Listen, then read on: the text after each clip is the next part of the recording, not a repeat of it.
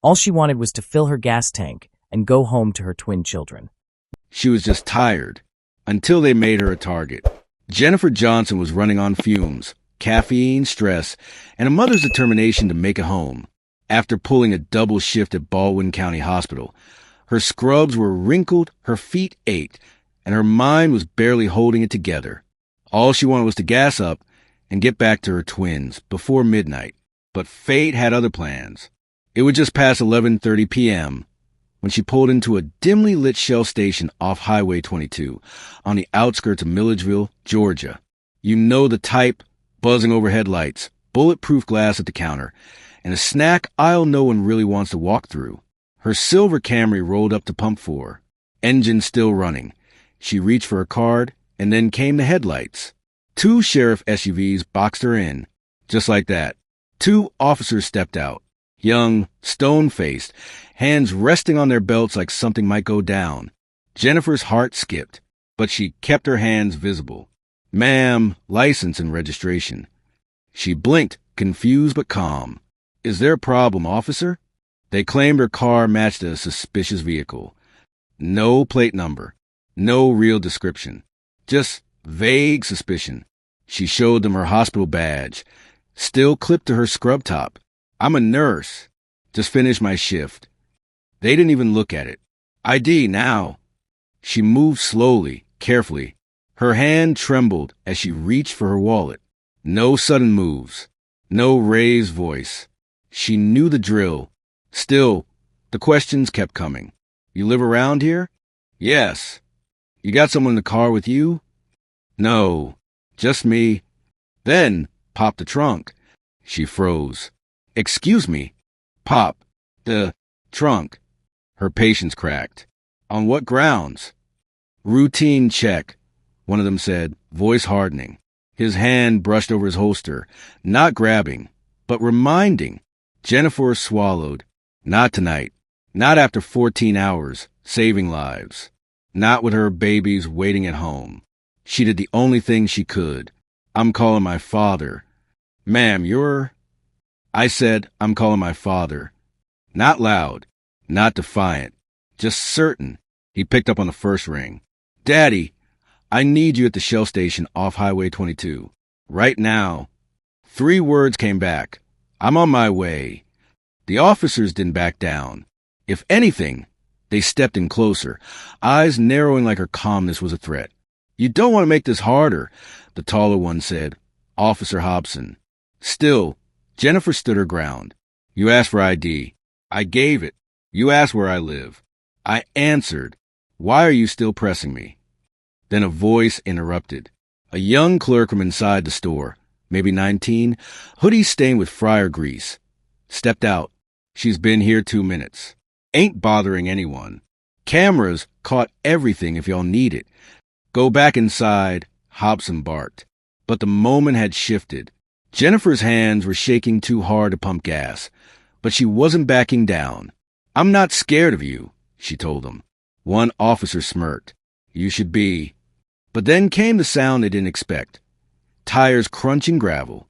A black SUV glided into the lot, silent and sure, and parked beside her Camry. The man who stepped out didn't need a badge or a siren. He was 6'3", broad shoulders, close-cut silver hair, and eyes that didn't flinch. "Jennifer," he said. She exhaled. "Daddy." Colonel Darius Johnson wasn't here to argue. He was here to protect. He didn't raise his voice. He didn't have to. "Is there a problem here, gentlemen?" The air changed. The officers stiffened, tried to explain. But Darius stepped between his daughter and their intimidation like he'd done 1,000 times before. "An investigation?" he asked. "Of a nurse? Getting gas? You got a plate match? A model? Or just a description of a black woman in a silver car?" Silence. "This is who you stop?" he continued. "This is who you harass?" The younger officer shifted. The older one stared. Neither spoke. "You need to let her pump her gas and go home," Darius said. "And you better pray this isn't on every screen in Baldwin County by morning." And just like that, the energy changed. Because this wasn't just a nurse anymore. This was a daughter. with a father trained by the very forces you don't cross. You ever watch someone hold it all together, just barely, and then someone with a badge tries to break them anyway? That's what Darius Johnson saw. He was pacing now, controlled, hands clasped behind his back, like a general surveying the battlefield. What I see, he said, steady as stone, is a woman, alone, tired, still in uniform, after saving lives. Then his eyes locked on the deputies. The weight of his words dropped like a gavel. And I see two men using their badges to bully someone who didn't do a damn thing. Deputy Hobson stepped forward, puffed up like he still had control. I don't appreciate. You don't need to appreciate anything. Darius cut him off, his voice cold. You need to think very carefully about where you are and who you're speaking to. For a moment, Hobson looked like he was going to push back. His mouth opened, but then it shut. Something in Darius's tone, a kind of dangerous calm, made him hesitate. The gas station clerk was back outside now, phone in hand, filming. Across the lot, a couple in a pickup truck had stopped eating their drive-through burgers. Even the wind seemed to pause. Jennifer finally moved. Quiet, dignified. She grabbed the gas nozzle and began pumping, her hand still trembling. Nobody stopped her this time. Darius turned to the second deputy. Fielda, his voice was lower now, but it cut deeper. You the backup? Fielda nodded. Yes, sir. You got kids? Yes, sir. 2 boys. You want someone doing this to their mother? Fielda didn't answer. I didn't think so. Then Darius turned back to Hobson. Stared longer this time. You don't know who I am, do you? I don't care who you are, Hobson snapped, trying to reclaim ground. Wrong move. Darius stepped forward. Slow. Measured. Colonel Darius Johnson. 32 years in the U.S. Army. Last 10 with Delta Force. Then he leaned in just a bit closer. People don't say no to me. They say, sir. Hobson's jaw tightened. His hand dropped from his belt. And right now, sir, Darius added, you're going to let my daughter finish pumping her gas, and you're going to walk away. You're not going to follow her. You're not going to investigate. You're not going to file some bogus charge to make yourself feel powerful. He paused. Because if you do, I make one phone call, and your badge, your pension, and every ounce of fake power you think you have disappears before sunrise. Fielda took half a step back. Hobson said nothing. Jennifer finished pumping. Click. Replaced the nozzle. Closed the tank. She looked at her father. We good. His eyes never left the deputies. We're good. She walked to her driver's seat. Calm. Controlled. She got in and started the engine. Darius didn't move until she was safely inside. Then, like a man who'd swatted a fly, he turned away from Hobson and walked to his SUV. But what came next? That's what changed everything. Before he'd even pulled out of the lot, the clerk called out, phone raised high. I got the whole thing. From the second she pulled up, Fielda blinked. What do you mean? Security cams. My phone. Everything. Then to Hobson, his fear gone. You came at her for nothing. Hobson tried to bark back. You interfering with law enforcement?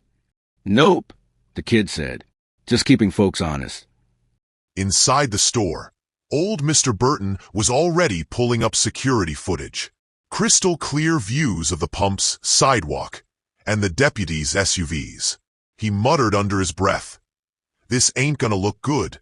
Across the street, Darius hadn't gone far. He was parked, watching, just in case. Years in the military taught him. Never assume the fight is over just because the shouting stops.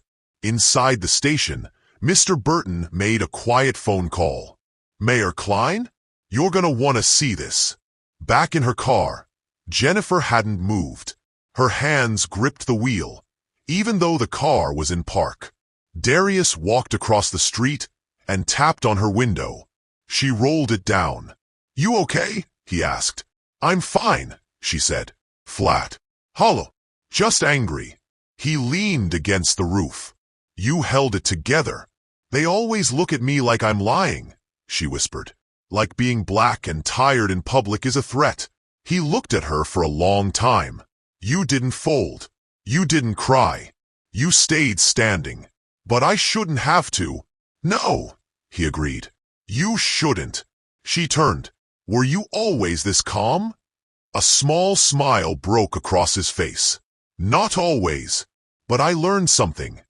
The loudest man in the room usually has the least power. Silence can be a weapon too.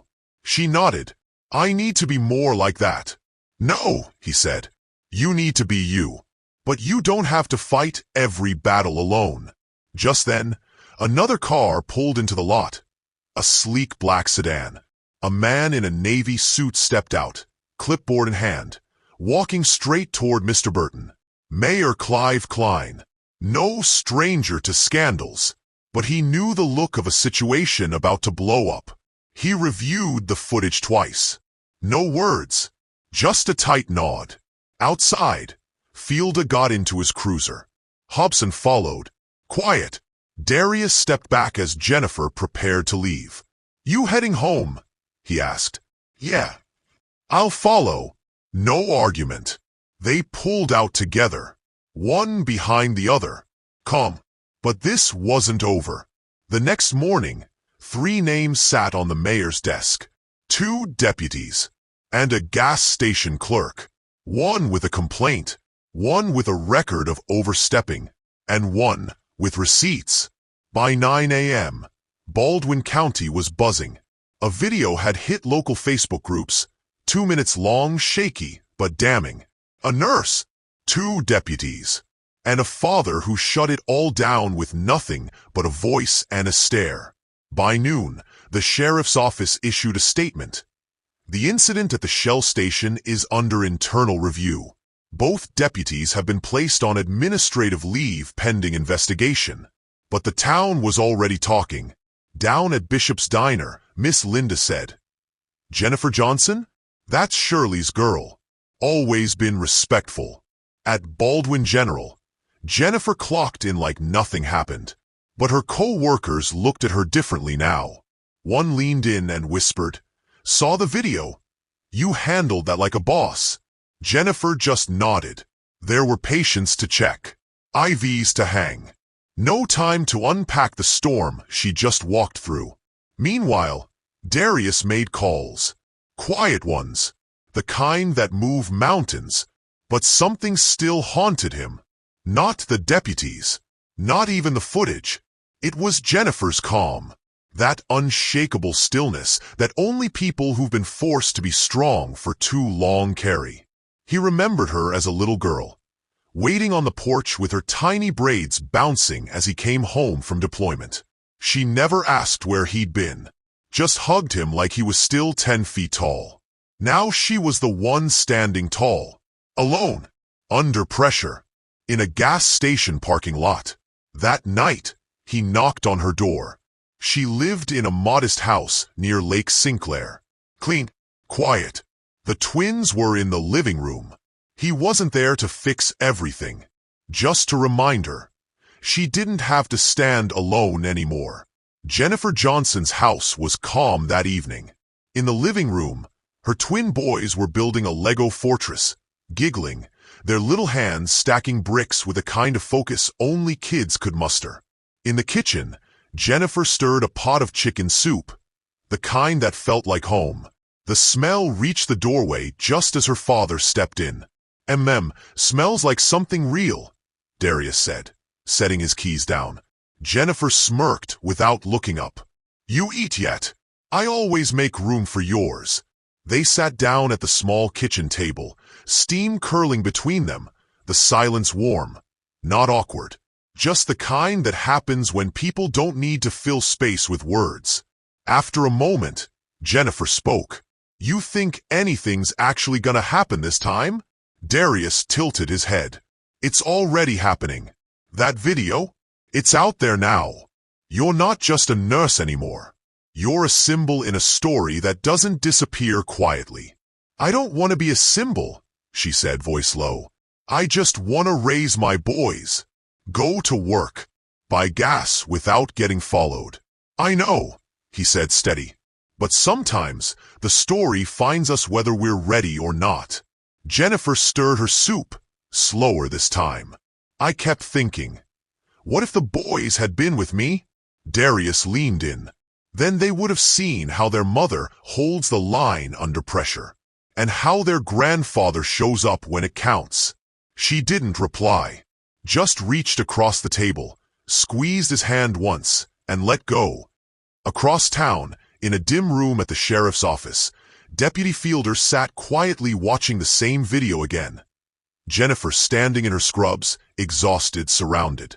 Across from him, Hobson sat red-faced, arms crossed, defensiveness clinging to him like sweat. An internal affairs officer took notes. In the background, someone whispered that the mayor had already called the state attorney general. The machinery was moving now. Fast. But the real shift? It wasn't just in offices or inboxes. It was happening in people's hearts. The ones who watched the video and suddenly realized silence was no longer an option. By day 3, it had outgrown Baldwin County. Regional outlets picked it up. Headlines like, "Nurse stopped at gas station for no reason." "Father's presence flips entire encounter." Side-by-side photos went viral. Jennifer in her scrubs and Darius standing tall beside a gas pump. News vans camped outside Baldwin County General. A reporter tried to corner her in the lot. She didn't speak, just walked past and clocked in. Jennifer wasn't trying to be a hero. She didn't want praise. She just wanted her kids safe. She wanted to keep helping the people who showed up scared, bleeding, and desperate in her ER. But for the first time, people knew her name. Not because she saved them, but because she stood her ground. Back at home, her inbox overflowed. Strangers, nurses from across the country, single moms, military wives sent messages. "I saw you. I've been there too. You reminded me not to shrink." She printed one out, taped it to the fridge. Just one, enough to remind herself. She wasn't invisible. Then finally, Sheriff Bruner spoke. At a packed town hall meeting, he stood in front of a restless crowd. "This department failed someone," he said plainly. "We're making changes to ensure it doesn't happen again." And then, quieter but sharper, "To Ms. Johnson and her family, I'm sorry." Darius watched from the back, arms folded, not with suspicion, but with quiet judgment. He knew words were easy. It was the follow-through that mattered. To Bruner's credit, things did shift. Body chem training became mandatory. Officers now had to take quarterly de-escalation courses. Hobson? Suspended without pay. Fielder? Voluntarily stepped back and asked to work in community outreach. But none of that erased that moment at the gas station. That weekend, Darius took the twins fishing, packed lunches, cane poles, laughter and cookies sneaked before sandwiches. He didn't talk about what happened, just listened to their joy, protected their peace. Back at Jennifer's place, she sat on the porch steps watching the sunset when a neighbor walked over. Awkwardly, with banana bread. "I just wanted to say, what happened to you? It was wrong." "I'm sorry." Jennifer blinked, took the plate. "Thank you," she said softly.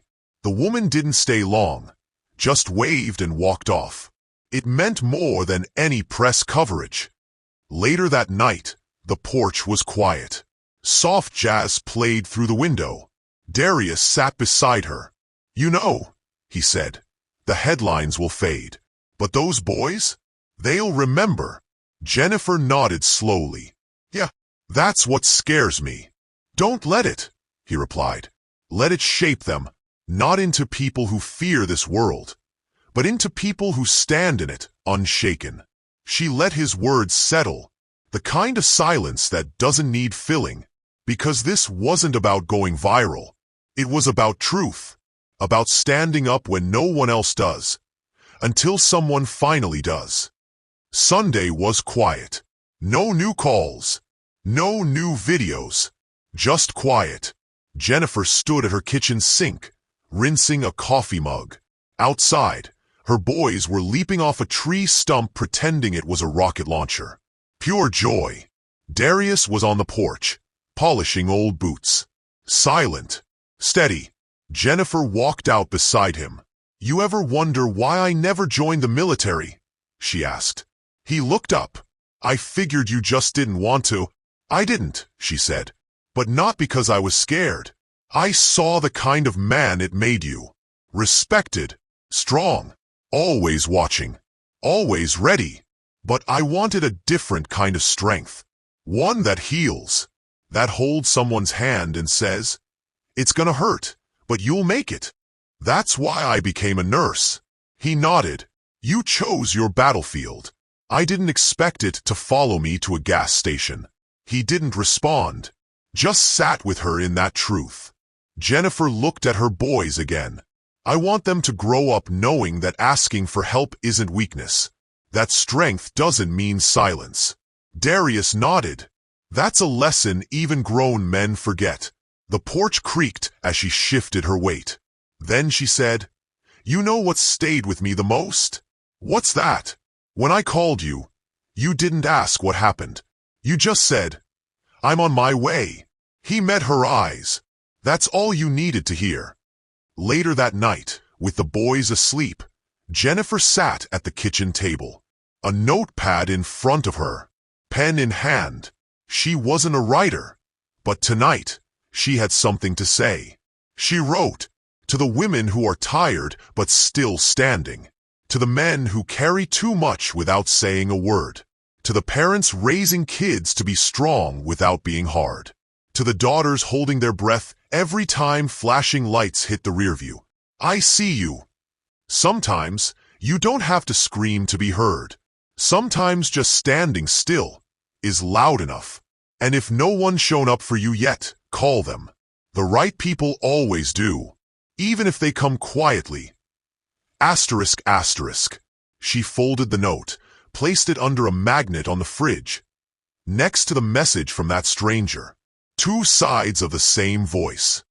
By Monday, the world had moved on, but Baldwin County hadn't. The gas station clerk kept his job. The sheriff kept his word. And the Johnson name meant something more now. Jennifer never asked to be a symbol. She didn't want the spotlight. She just wanted fairness. She didn't demand the world change in a day. She demanded it start with one night, one woman, one truth. And it did, because real change, it doesn't always knock loudly. Sometimes it pulls up quietly in a black SUV and says, "I'm here." If this story moved you, even a little, share it, speak it, remember it, because someone else might be standing at pump number 4 right now, wondering if they're alone, and your voice might be the one that makes the difference.